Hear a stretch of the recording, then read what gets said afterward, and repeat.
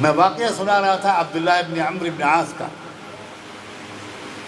کہ وہ اپنی فتوحات کے سلسلے میں، اسی مہم کے سلسلے میں ایک علاقے کے اندر جو داخل ہوئے تو دیکھا انہوں نے کہ یہاں کوئی فوج مقابلے کے لیے آئی،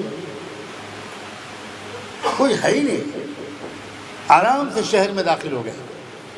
ورنہ اس زمانے میں شہروں کا ایک صدر دروازہ ہوتا تھا، شہر فصیل بند ہوتے تھے، کوئی داخل نہیں ہو سکتا تھا، وہاں کچھ ہے ہی نہیں۔ پوری فوج شہر میں داخل ہو گئی، وہاں بچے نظر آئے، عورتیں گھروں میں، اور بوڑھے مرد، اور کوئی نہیں۔ تو انہوں نے پوچھا، جو لوگ ملے ان سے پوچھا کہ بھئی یہ کہاں چلے گئے مرد؟ کوئی مقابلہ کرنے والا، ہمارے راستے میں رکاوٹ ڈالنے والا کوئی ملے ہی نہیں۔ بلا کسی مزاحمت کے ہم لوگ شہر میں آ گئے۔ تو ان لوگوں نے یہ کہا کہ اصل میں ہمارے یہاں اس وقت مناظرہ ہو رہا ہے، مناظرہ۔ ہمارے دو الگ الگ مسلکوں کے علماء آئے ہوئے ہیں اور زوردار مناظرہ ہو رہا ہے، سارے مرد وہاں گئے ہوئے ہیں۔ اچھا، مناظرے کا موضوع کیا ہے؟ انہوں کا دو موضوعات پر مناظرہ ہو رہا ہے۔ ایک مناظرے کا موضوع یہ ہے کہ عیسیٰ علیہ السلام کی پیدائش کے بعد بھی کیا حضرت مریم کنواری رہیں یا کنوارا پن ختم ہو گیا؟ کچھ علماء کہہ رہے ہیں وہ کنواری تھی، دوسرے علماء کہہ رہے ہیں کہ ان کا کنوارا پن ختم ہو گیا تھا۔ اسی پر بحث ہو رہی ہے۔ اور دوسرا بحث اس پر ہو رہی ہے کہ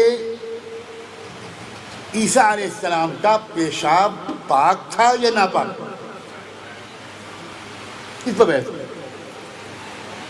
اس سے پہلے کہ صحابہ کرام کو ہنسی آتی، سیدنا عبداللہ ابن عمرو بن عاص نے ایک دم سب کو خاموش کیا اور کہا میری بات غور سے سنو، اور کہا کہ میں ڈراتا ہوں تم کو اس دن سے جس دن سے کہ انصاف کی اور مظلوموں کی دشمن طاقتیں وہ تمہارے شہروں میں اسی طرح داخل ہوں گی اور تمہارے علماء اسی طرح آپس میں بحثوں میں الجھے ہوئے۔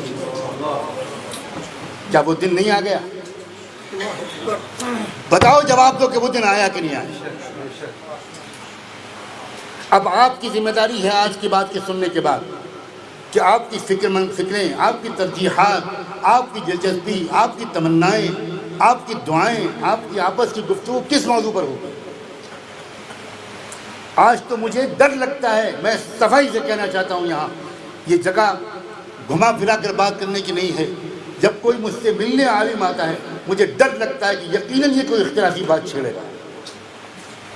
وہ یہ نہیں چھیڑے گا کہ مشرکین کا کتنے طاقتور ہوتے جا رہے ہیں اس وقت، وہ نہیں چھیڑے گا کہ صلیبی اور صہیونی طاقتیں کتنی طاقتور ہوتی جا رہی ہیں، وہ نہیں چھیڑے گا کہ دنیا میں کس طرح لاکھوں لڑکیوں کی عزتیں روز لوٹی جا رہی ہیں، وہ نہیں چھیڑے گا جس قدر بے گناہ لوگ جیلوں میں ہیں، وہ نہیں چھیڑے گا، وہ نہیں چھیڑے گا، وہ نہیں چھیڑے گا، وہ نہیں چھیڑے گا۔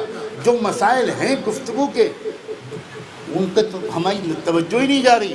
ہم کہاں الجھے ہوئے ہیں، ہم کن مسائل میں الجھے ہوئے ہیں، کیا ہے ہماری آپس کی بحثوں کا، دلچسپیوں کا، گفتگو کا موضوع۔